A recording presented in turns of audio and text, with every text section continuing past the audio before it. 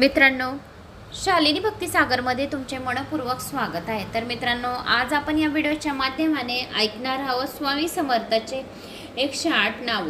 तर अष्टोत्तर शतनामावली, श्री गुरु स्वामी समर्थाची अष्टोत्तर शतनामावली ही फक्त ऐकल्याने सुद्धा आपल्याला आपल्या मनाच्या इच्छा पूर्ण होतात। तर तुमच्याजवळ तुळशी पत्र असेल तर 108 तुळशी पत्र तुम्ही एक दिवस अगोदर तोडून ठेवा आणि स्वामी समर्थाच्या मूर्तीला, फोटोला, श्रीकृष्णाच्या मूर्तीला, फोटोला, विष्णू भगवानाच्या मूर्तीला, फोटोला तुम्ही हे 108 नाव जी मी बोलत आहे तर ती तुम्ही श्रवण करून एक एक तुळशी पत्र श्री स्वामी समर्थाच्या मूर्तीला, श्रीकृष्णाच्या मूर्तीला, या विष्णू भगवानाच्या मूर्तीला तुम्ही अर्पण करा आणि माझ्या मागे पण हे शब्द बोला।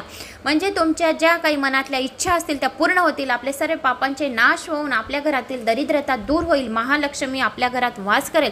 त्यासाठी आपल्याला ही स्वामींची सेवा करायची, अत्यंत प्रभावी सेवा आहे। तर तुम्ही हे 101 दिवस, 108 दिवस, 111 दिवस, 21 दिवस, 51 दिवस दररोज अशी सेवा करू शकतात आणि आपल्या मनातल्या इच्छा स्वामींना सांगू शकतात आणि 108 तुळशी पत्र, 108 तुळशी दल स्वामींना अर्पण करू शकतात। तर आता आपण स्वामींचे 108 नामावलीला सुरुवात करूया।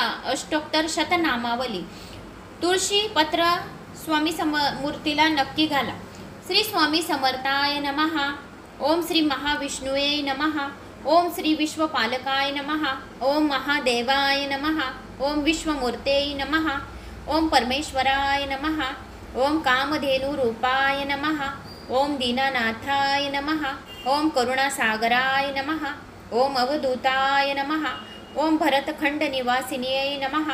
ओम सुखधाम वासिन्यै नमः। ओम मूळ पुरुषाय नमः। ओम वटवृक्षाय नमः। ओम देवादिदेवाय नमः। ओम भक्तिप्रियाय नमः। ओम शुद्ध ब्रह्म चैतन्याय नमः। ओम स्वामी समर्थाय नमः। ओम करुणाकंदाय नमः। ओम त्रैलोक्यधिपतये नमः। ओम अनंताय नमः।